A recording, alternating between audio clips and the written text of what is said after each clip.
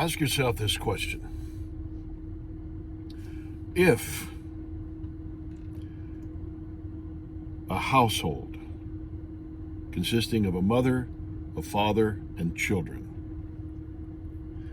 if a household had as much division, contention, hatred, bitterness in that household every day of the year, how long would that family exist to stay together? Ask yourself. Ask yourself this question. Take any branch of the military, Navy, Marines, Army, Air Force. If they're sent into battle, whatever branch is sent into battle, and they had as much division in that branch of military or among the troops that we see in this nation, how successful would they be? Hatred, bitterness, malice, jealousy, contention, division. If the Navy SEALs were sent on a special mission and there was this much division in SEAL Team 1, SEAL Team 2, 6, whatever, how successful would that mission be? Let's break it down again. If you go into a grocery store, let's say Walmart, or of course I'm out here in Tucson, so we have Fry's, we have Safeway, we have Albertsons. Let's say you go into the grocery store and all the employees in there, they're just bickering amongst each other, and there's so much hatred and division and contention and bitterness and just the whole store is in chaos. How long do you think those stores would stay open? Look at this American government. So much hatred. The vitriolic behavior is so vile, so corrupt, so bitter.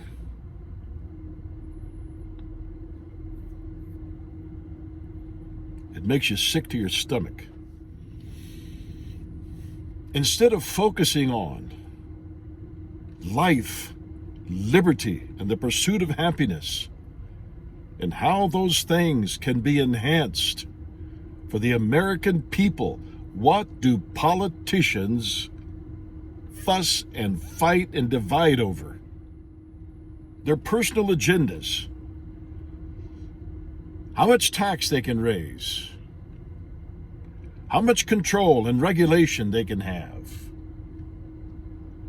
Well, let's just open the borders. Let anybody come in. We have no idea who's coming in, but let's just invite everybody. And in that crowd of people that's just constantly crossing the border, I'm sure there's some very, very decent people that just want to get to America to experience the streets of gold and make a little bit of money. Well, good luck with that. Of course, the Mexican workforce that's used to a few pesos a day, if they can come over here and make $10 a day or $5 an hour, that's like going to heaven. But they're not just coming from Mexico, they're coming from all countries, and we have no idea their agendas, their purpose, and their mission. But I guarantee you, there's a percentage of people crossing that border that have ill intentions for this nation. Folks, I'm here to tell you, you, the American citizen, have been forgotten. You're just swept to the curb. They do not care for you. That's why when a politician does stand up and talk about his motives for trying to get things done is for the country, for the people. Those that oppose that and only want to push their agenda, they think they're crazy.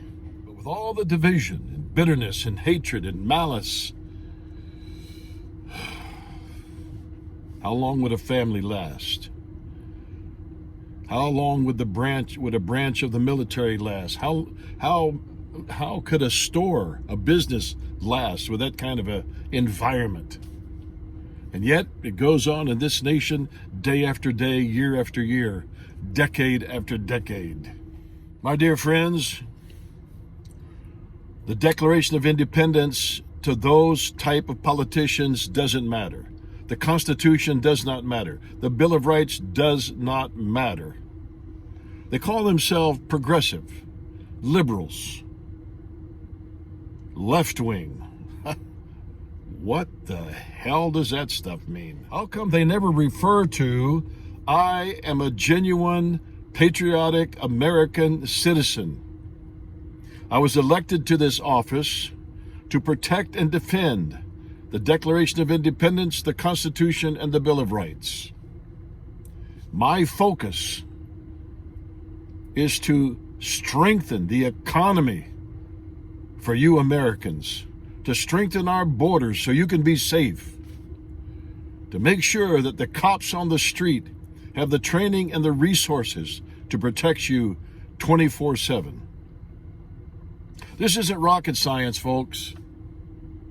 This is not rocket science, and what they call political science is political bullshit. All they care about is power, money, control, how to manipulate you people. That's all they care about. Listen to them. Listen to their language. I don't know how. I just don't know how the American people can become so blinded. Take the Second Amendment, for example.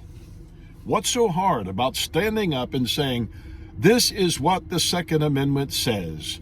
It ends with, shall not be infringed. Keep your filthy hands off. It's that simple. We're Americans, we own guns.